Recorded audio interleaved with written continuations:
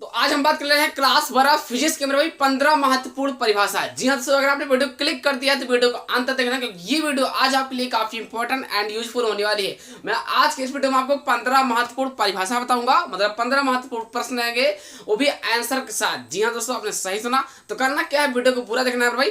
पहले नंबर का लिखा है इलेक्ट्रॉन वोल्ट की परिभाषा किसे कहते हैं, परिभाषित कीजिए। आंसर भी बताएंगे। दूसरा नंबर क्या है, विद्युत क्षेत्र तीव्रता। देखिए मेरा कहना क्या है भाई, ये जो वीडियो आप देख रहे हो ना, ये वीडियो में आपको पूरा आंसर के साथ बताया जाएगा। ठीक। तीसरा नंबर क्या है, विद्युत फ्लक्स किसे कहते हैं, परिभाषित कीजिए। चौथा नंबर क्या है, धारा घनत्व की परिभाषा लिखिए, है ना, इसका मात्रक लिखिए, बीमा लिखिए, सब कुछ बताया जाएगा। पांचवा नंबर क्या है, कार्यफलन को परिभाषित कीजिए, परिभाषित मतलब वही परिभाषा, ठीक है भाई, वो भी आंसर के साथ। छठा नंबर क्या है, कला संबंध शोध किसे कहते हैं, परिभाषित कीजिए। ठीक। सातवां नंबर क्या है, देहली तरंग दैर्घ्य किसे कहते हैं, किसे कहते हैं, देहली आवृत्ति किसे क्या समझते हैं, परिभाषा सहित समझाते हैं। बिल्कुल देखते रहिए मेरे भाई। आठवां नंबर क्या है, प्रकाश का व्यतिकरण से आप क्या समझते हैं, इसका परिभाषित कीजिए, ये भी बताऊंगा। ठीक। 9 नंबर क्या है, मैक्सवेल के विद्युत चुंबकीय तरंग का सिद्धांत को परिभाषित कीजिए, मैक्सवेल वाला क्वेश्चन, ये भी इंपॉर्टेंट है मेरे भाई। 10 नंबर क्या है, प्रकाश विद्युत प्रभाव के नियम। अब आ जाइए नियम, अब आ जाइए क्या, परिभाषा के बाद आ जाइए नियम। क्या लिखा है, प्रकाश विद्युत प्रभाव के नियम, ये भी बताऊंगा। 11 नंबर क्या है, कूलाम के नियम। 12 नंबर क्या है, गॉस के नियम। 13 नंबर क्या है भाई, एम्पियर, सॉरी 13 नंबर क्या लिखा है, ओम का नियम। 14 नंबर क्या है, एम्पियर के नियम।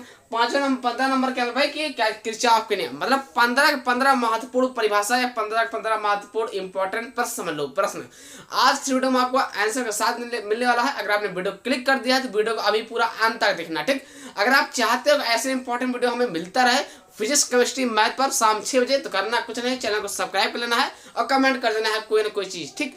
चलिए मैं बात कर रहा हूँ पहले नंबर। अब हम बात करते हैं पहले नंबर क्या लिखा है, पहले नंबर ये लिखा है इलेक्ट्रॉन वोल्ट की परिभाषा लिखिए। सबसे आसान तरीके से ये 3 नंबर का आता है। जी हाँ दोस्तों, बात नंबर की नहीं, बात इज्जत की। कहने मतलब ये है कि आ गया क्वेश्चन में या पेपर में तो क्या आप छोड़ के आओगे, तो नंबर कट जाएगा। इसने 3 नंबर क्या, 1 नंबर आपके लिए बहुत जरूरी है। ठीक। तो बिल्कुल ध्यान से देखना, बहुत आसान ट्रिक के साथ बता रहा हूँ, है ना। इससे आसान आपको कोई नहीं बताएगा। अगर इससे आसान लिखते हो तो कम नंबर मिलेगा, इससे ज्यादा लिखते हो तो आपको नंबर अच्छा मिलेगा। ये मान चलिए अगर आप ज्यादा याद कर लेते तो भाई अच्छी बात है, लेकिन जो मैं बता रहा हूँ एकदम रियलिटी है, प्योर चीज है। ठीक। तो क्या लिखा है, इलेक्ट्रॉन वोल्ट की परिभाषा लिखिए। तो देखिए मेरे भाई क्या लिखना है, यह ऊर्जा का जूल की तुलना में बहुत छोटा मात्रक है। अगर आपसे कोई पूछता है तो यही बोलना है सबसे पहले, ये इलेक्ट्रॉन वोल्ट वह चीज है, इलेक्ट्रॉन वोल्ट ऐसे लिखना है, इलेक्ट्रॉन वोल्ट यह ऊर्जा का जूल है की तुलना में, ऊर्जा का जूल की तुलना में बहुत छोटा मात्रक है, इसे हम इलेक्ट्रॉन वोल्ट कहते हैं। बहुत सटीक तरीका है, इससे आसान नहीं मिलेगा। और 1 इलेक्ट्रॉन वोल्ट बराबर क्या होता है, 1.6 गुणे 10 घात मास के 19। अगर आप ये लिख के चले आते हो तो नंबर नहीं मिलेगा, क्योंकि यहाँ बोला गया परिभाषा लिखिए। ठीक। ये परिभाषा लिखने के बाद अगर आप इसको नहीं लिखते हो तो नंबर नहीं मिलेगा, इसीलिए परिभाषा भी लिखना पड़ेगा। इसको जरूर अगर आप लिखते हो तो गारंटी 3 नंबर आपके हाथ में तुरंत पक्का हो जाएगा, क्योंकि ये शो कर देगा कि हाँ इस बंदे ने सही से लिखा है। ठीक। तो ध्यान रहे, इसको जरूर लिखना है। अब बात करते हैं दूसरा नंबर क्या है। दूसरा नंबर क्वेश्चन भी इंपॉर्टेंट है, तो अच्छे से तैयार करना है। क्या लिखा है, विद्युत क्षेत्र तीव्रता का मात्रक। अब रही बात क्या है, विद्युत क्षेत्र तीव्रता का मात्रक, देखिए हर टीचर कई प्रकार से लिखते हैं, लेकिन मैं जो बता रहा हूँ सबसे आसान है याद करने के लिए। क्या लिखा है, किसी बिंदु पर एकांक परीक्षण आवेश, इसे क्या बोलते हैं, एकांक परीक्षण आवेश। तो ऐसे याद करना है, किसी बिंदु पर एकांक परीक्षण आवेश पर लगने वाले बल को विद्युत क्षेत्र तीव्रता कहते हैं, लगने वाले बल को ही विद्युत क्षेत्र तीव्रता कहते हैं, है ना। E बराबर F वेक्टर बटे Q नॉट। अब रही बात की मात्रक क्या है, न्यूटन प्रति कूलाम, बस मात्रक ले देते हो तो पूरा नंबर मिल जाएगा। तो यही तो क्वेश्चन आपसे क्या पूछा गया कि विद्युत क्षेत्र की परिभाषा लिखिए तथा इसका मात्रक लिखिए और सूत्र लिखिए। मैंने मात्रक बता दिया, सूत्र बता दिया, परिभाषा लिख दिया, पूरा कंप्लीट, 3 नंबर पक्का यहाँ से। तो मेरे भाई करना क्या है, स्क्रीनशॉट अगर चाहते हो कि हमें ऐसे इंपॉर्टेंट वीडियो मिलता रहे फिजिक्स केमिस्ट्री मैथ पर, तो करना क्या है, सब्सक्राइब कर लेना है, ये आपकी जिम्मेदारी भी बनती है। ठीक। करना क्या है, स्क्रीनशॉट। तो आपने स्क्रीनशॉट ले लिया होगा, ये तो भी ट्रेलर है, इसके बाद भी इंपॉर्टेंट क्वेश्चन आएंगे। ठीक। इंपॉर्टेंट नेम, तो बिल्कुल देखते रहिए। बात करता हूँ तीसरा नंबर। ठीक। तो अब हम बात करते हैं तीसरा नंबर क्वेश्चन क्या है। तीसरा नंबर लिखा है कि विद्युत फ्लक्स किससे कहते हैं। आपसे क्वेश्चन इस तरीके पूछा गया, विद्युत फ्लक्स की परिभाषा लिखिए तथा इसका मात्रक लिखिए, सूत्र भी लिखिए। तो ये रहा आपका क्वेश्चन मेरे भाई। इसका आंसर क्या हो जाएगा, बहुत आसान तरीके से बता रहा हूँ। ये आपको छोटा दिख रहा है, लेकिन ये काफी लंबा होगा। काफी मतलब जब काफी में लिखोगे तो लंबा होगा, ऐसी बात नहीं है, लेकिन आप ध्यान से देखो तो क्या लिखा है, बहुत आसान तरीका है।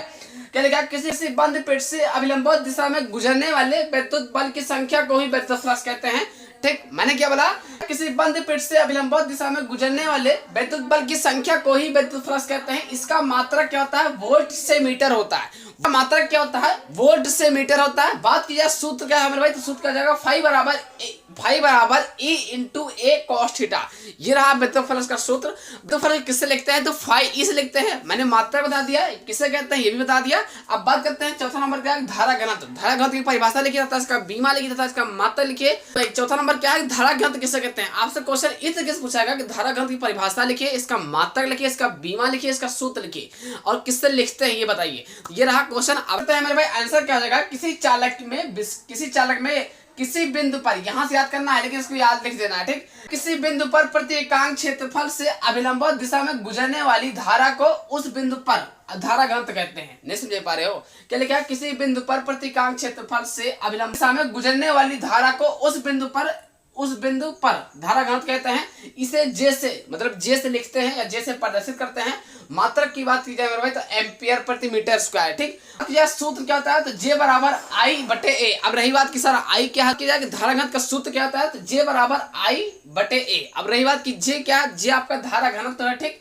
आई क्या है तो ए, आई आपका धारा है, ए क्या है तो ए आपका एम्पियर है। ये आपका सूत्र बता दिया, ठीक। ए से बोलते हैं एम्पियर, आई से बोलते हैं धारा, जे से क्या बोलते हैं धारा घनत्व, ठीक। रही बात बीमा के भाई तो आपको ऐसे ब्रेकर लगाना है, एम की घात 0 एल स्क्वायर वो भी माइनस के, टी की घात 0 ए की घात 1 मतलब ए इनवर्स, ब्रेकर दोनों तरफ से क्लोज। बस इसी तरीके से आपको नोट करना अच्छे से आपको नोट्स में, ठीक है भाई। करना क्या है स्क्रीनशॉट तो आपने इसके साथ ले लिया होगा। अब हम बात करते हैं पांचवा नंबर। अब हम बात करते हैं पांचवा नंबर क्वेश्चन क्या है। पांचवा नंबर लिखा है कार्यफलन। आपसे क्वेश्चन इस तरह पूछा गया, कार्यफलन से क्वेश्चन इस तरह पूछा गया, कार्यफलन की परिभाषा लिखी तथा इसका है ना सूत्र लिखिए। तो ये रहा मेरे भाई कार्यफलन किसे कहते हैं तो वह न्यूनतम प्रकाश ऊर्जा जो किसी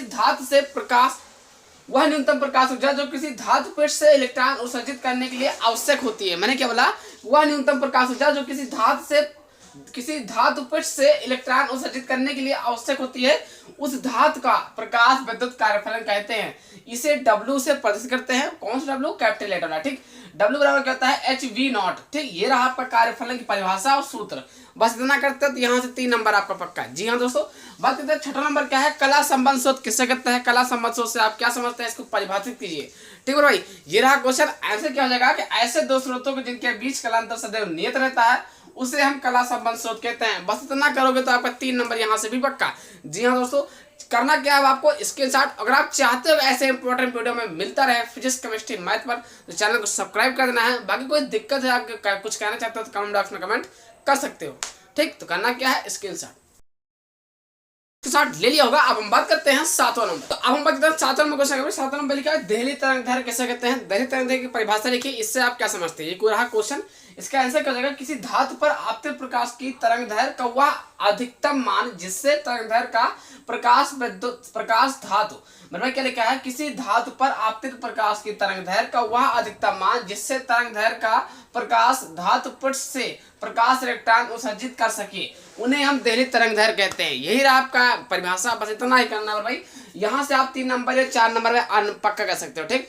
अब ये तो मैंने अपना भाईचारा बता दिया है, बाकी इसमें मैंने बोला तो था नहीं किसको बताएंगे नेत्र की समझ क्षमता, लेकिन मैंने इसको आप ऐसे ही बता देना, मतलब आप देख लीजिए। ये लगे है ना काफी इंपॉर्टेंट है, यानी वेरी इंपॉर्टेंट लगा दिया, ठीक।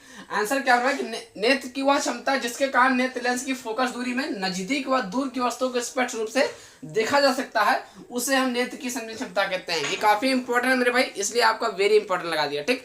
अब आपको करना क्या है स्क्रीनशॉट तो आंसर स्टार्ट ले लिया होगा। अब 7वां नंबर कंप्लीट। अब हम बात करने हैं 8वां नंबर। ये पूछाएगा प्रकाश के व्यतिकरण से आप क्या समझते हैं, इसके आवश्यक प्रतिबंध लिखिए। जी हाँ दोस्तों, इसका आंसर क्या हो जाएगा, ये हो जाएगा कि जब प्रकाश किसी माध्यम में एक साथ चलती है तो माध्यम के विभिन्न बिंदुओं पर प्रकाश की तीव्रता उन तरंगों के अलग अलग तीव्रताओं के योग से भिन्न होती है, ठीक। इतना लिखने के बाद यहाँ पे लिखना है कुछ स्थानों पर प्रकाश तीव्रता न्यूनतम होती है, लगभग 0 होती है, जबकि कुछ स्थानों पर प्रकाश तीव्रता अधिकतम होती है। यहाँ देखना न्यूनतम है, यहाँ पर अधिकतम होती है, ठीक।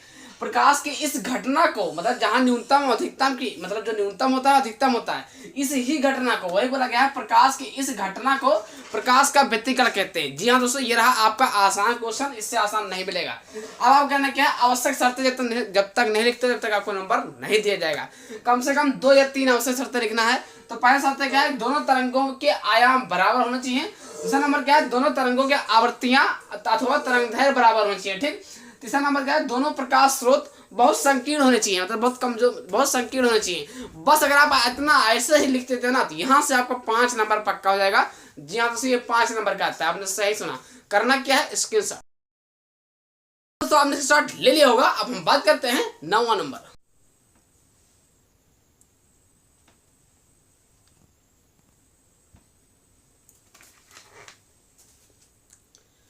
ठीक, तो अब हम बात करते हैं 9 नंबर क्वेश्चन कर रहे हैं। 9 नंबर काफी इंपॉर्टेंट है। इसका क्या नाम है? मैक्सवेल के विद्युत चुंबकीय तरंग का सिद्धांत। क्वेश्चन आपसे इस तरह पूछा गया कि मैक्सवेल के विद्युत चुंबकीय तरंग के सिद्धांत का मतलब परिभाषित कीजिए। ठीक, परिभाषित कीजिए।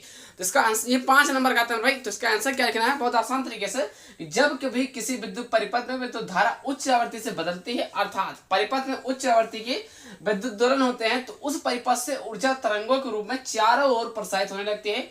इन तरंगों को विद्युत चुंबकीय तरंग कहते हैं। इन तरंगों को विद्युत क्षेत्र ई तथा चुंबकीय क्षेत्र बी परस्पर लंबवत तथा तरंग के संचरण की दिशा के भी लंबवत होते हैं। ठीक, तरंग के संचरण की दिशा के लंबवत होते हैं। मेरे भाई इतना करना है। फिर आपको लिखना क्या है? अभिलक्षण। कम से कम 2 लक्षण या मतलब 2 अभिलक्षण लिखना है। पहला नंबर क्या है कि विद्युत चुंबकीय तरंगों त्वरित आवेश द्वारा उत्पन्न की जाती है। दूसरा नंबर क्या है कि इन तरंगों के संचरण के लिए किसी पदार्थिक माध्यम की आवश्यकता नहीं होती है। जी हाँ दोस्तों, बस इतना करते हो आप तो यहाँ से आपका 5 नंबर पक्का हो जाएगा। तो करना क्या है? स्क्रीनशॉट।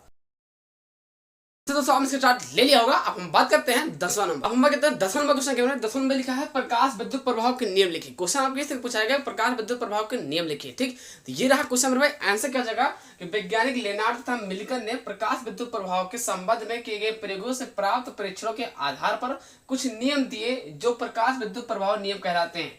प्रकाश विद्युत प्रभाव के नियम निम्नलिखित हैं। निम्नलिखित प्रभाव नियम है।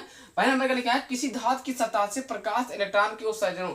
क्या लिखा है भाई? किसी धातु की सतह से प्रकाश इलेक्ट्रॉनों के उत्सर्जन की दर धातु की सतह पर गिरने वाले प्रकाश की तीव्रता के अनुक्रमानुपाती होता है।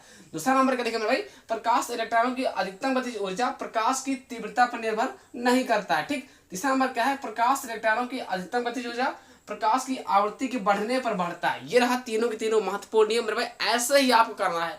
ठीक, तो 10वां नंबर कंप्लीट। अब आपको करना क्या है? स्क्रीनशॉट के साथ ले लिया होगा। अब हम बात करते हैं 11वां नंबर। अब हम बात करते हैं 11 नंबर क्वेश्चन। 11 नंबर लिखा है कूलाम के नियम। जी हाँ दोस्तों, कूलाम के नियम किसे कहते हैं? ये परिभाषित करने वाला क्वेश्चन नहीं, ये नियम वाला है। कूलाम के नियम किसे कहते हैं? आंसर दीजिए। ये रहा क्वेश्चन भाई। तो क्या हो जाएगा? दो स्थिर बिंदु आवेशों के बीच लगने वाला आकर्षण या प्रतिकर्षण बल दोनों आवेशों के गुणनफल के अनुक्रमानुपाती, क्या लिखा है? अनुक्रमानुपाती, तथा उनके बीच की दूरी के वर्ग के व्युत्क्रमानुपाती होता है। उसे हम कूलाम के नियम कहते हैं। मेरे भाई ज्यादा मैं समझाऊंगा ना क्योंकि टाइम बहुत कम है, काफी रात में वीडियो बन रही है, 11 बजे रात की वीडियो बन रही है। ठीक, तो बस ऐसे बता दिया मेरे भाई, क्योंकि हमने इसका आंसर सब यानी जितने भी नियम वाले क्वेश्चन है हमने बता रखा है अच्छे समझा करके, और समझा तो रहे हैं, कोई दिक्कत तो नहीं।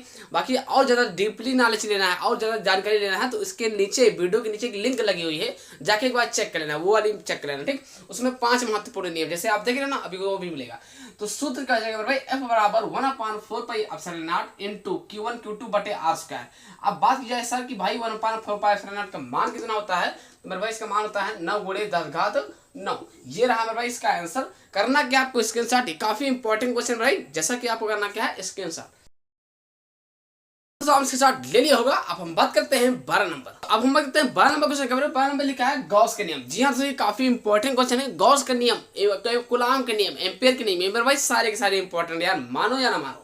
ठीक, इसका आंसर क्या हो जाएगा मेरे भाई? किसी बंद पृष्ठ से गुजरने वाला कुल विद्युत फ्लक्स। देखिए कोई बंद पृष्ठ से क्या लिखा? किसी बंद पृष्ठ से गुजरने वाला मतलब कोई चीज गुजार दिया। ठीक, किसी बंद पृष्ठ से गुजरने वाला कुल विद्युत फ्लक्स। और ये किसका निशान होता है? पूरे का ये विद्युत फ्लक्स निशान होता है। अगर कोई पूछता है विद्युत फ्लक्स किससे लिखते हैं तो φE बोलना है, यही चीज है। तो किसी बंद पृष्ठ से गुजरने वाला कुल विद्युत फ्लक्स, और फिर क्या लिखा? उस पृष्ठ से मतलब क्या होता है? बराबर लगा देना। ठीक, उस पृष्ठ से परिबद्ध कुल आवेश मतलब क्यों?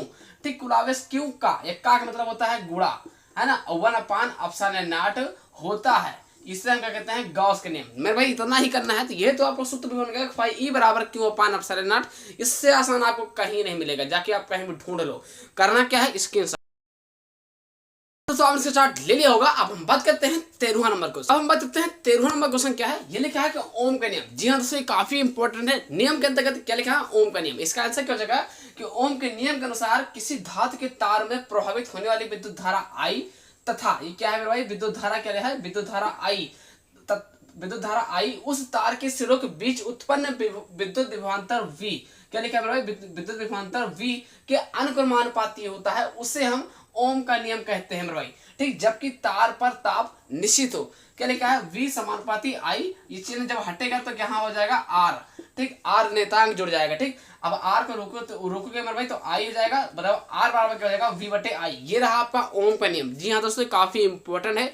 करना क्या है, स्क्रीनशॉट के साथ ले लिया होगा। अब हम बात करते हैं 14 नंबर। हम कहते हैं 14 नंबर क्वेश्चन पे। 14 नंबर लिखा है एम्पियर के नियम। जी हाँ, ये काफी इंपॉर्टेंट है। तो इसका आंसर क्या हो जाएगा, किसी बंद पृष्ठ का रेखीय समाकलन धारा I का यूनाट गुना होता है, उसे हम एम्पियर के नियम कहते हैं। बस इतना ही करना है। इसके सूत्र की बात की जाए तो 5 इंटू बी डी एल बराबर यूनाट इंटू आई। अगर आपको आप समझ में नहीं आ रहा तो फिर से लीजिए। क्या लिखा है, किसी बंद पृष्ठ, क्या लिखा है, किसी बंद पृष्ठ का रेखीय समाकलन, ये समाकलन निशान हो जाएगा, रेखीय समाकलन धारा I का यूनाट गुना होता है। यूनाट का मतलब होता है गुणा, और ये इससे क्या होता है, यूनाट गुना होता है। अब केवल इतना याद करना है कि बी डी एल, बस 5 इंटू बी डी एल बराबर यूनाट गुना आई के होता है। बस इतना ही करना है भाई। तो ध्यान नहीं, ऐसे ही याद करना है, किसी बंद पृष्ठ का रेखीय समाकलन धारा आई के यूनाट गुना होता है, तो उसे हम एम्पियर के नियम कहते हैं। इंपॉर्टेंट है, आने के चांसेस ज्यादा से ज्यादा पाई जाती है। ठीक, तो एम्पियर के नियम का परपथीय नियम करके आएगा, उसका डेरिवेशन या फिर ये भी आ सकता है। तो वही कहते हैं ना कि कुछ कहा नहीं जा सकता है, इसलिए तैयार कर लीजिए। ठीक है भाई, तो करना क्या है, स्क्रीनशॉट जैसा के साथ ले लिया होगा।